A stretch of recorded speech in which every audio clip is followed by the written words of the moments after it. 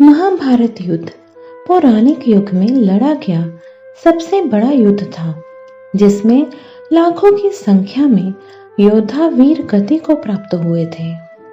इस युद्ध की विभीषिका ने संपूर्ण भारतवर्ष को लगभग योद्धा विहीन कर दिया। कुरुक्षेत्र में भाग लेने वाले सभी योद्धा पुरुष थे, लेकिन क्या आप जानते हैं कि युद्ध के बाद वीर गति को प्राप्त हुए सैनिकों की पत्नियों का क्या हुआ? इस कथा का वर्णन महाभारत ग्रंथ के आश्रमवासी पर्व के 33वें अध्याय में पढ़ने को मिलता है।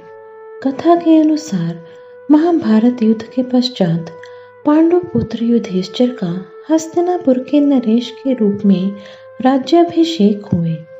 उसके पश्चात पांचों पांडव राजकाज के साथ साथ अपने ज्येष्ठ पिता धृतराष्ट्र, बड़ी मां गांधारी और माता कुंती की दिन रात सेवा किया करते थे। पांडवों की सेवा से धृतराष्ट्र और गांधारी धीरे धीरे अपने पुत्रों के शोक से बाहर आ गए। इसी तरह 15 वर्ष का समय बीत गया।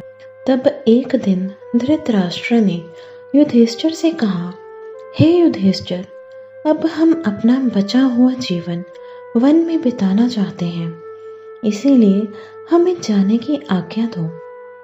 अपने ज्येष्ठ पिता की बातों को सुनकर युधिष्ठिर दुखी हो गए, परंतु विदुर के समझाने पर उन्होंने धृतराष्ट्र सहित गांधारी, माता कुंती और विदुर को वन जाने की आज्ञा दे दी।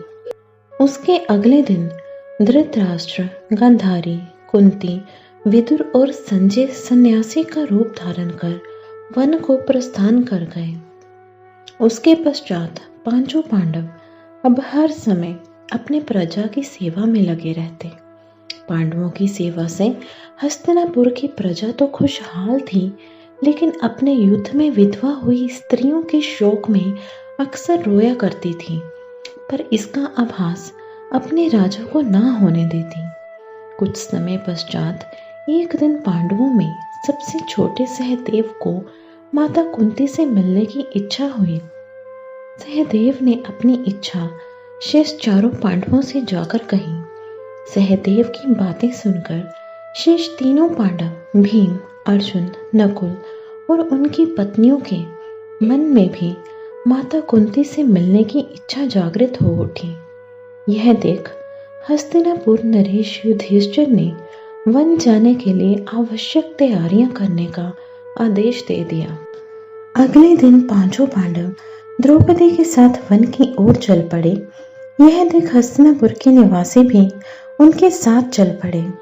उन लोगों में वो विधवा स्त्रियां भी थीं जिनके पति महाभारत के युद्ध में वीर गति को प्राप्त हुए थे।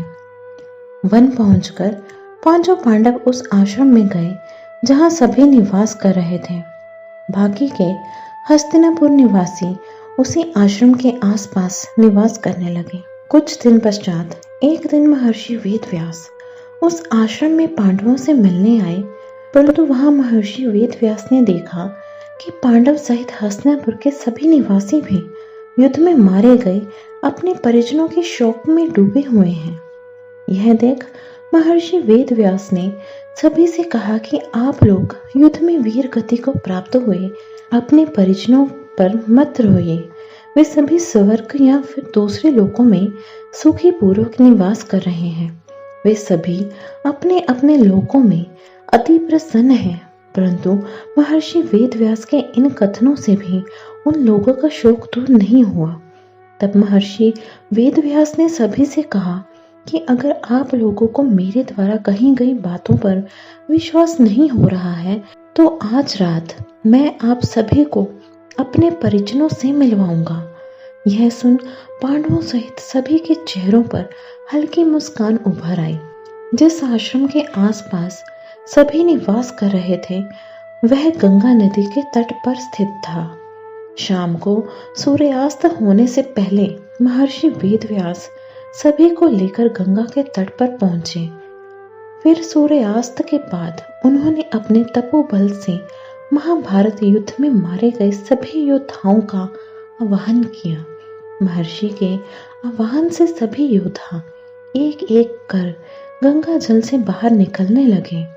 अपने मृत परिजनों को अपने सामने खड़ा देख पांडव सहित हस्तिनापुर के सभी निवासी खुश हो गए।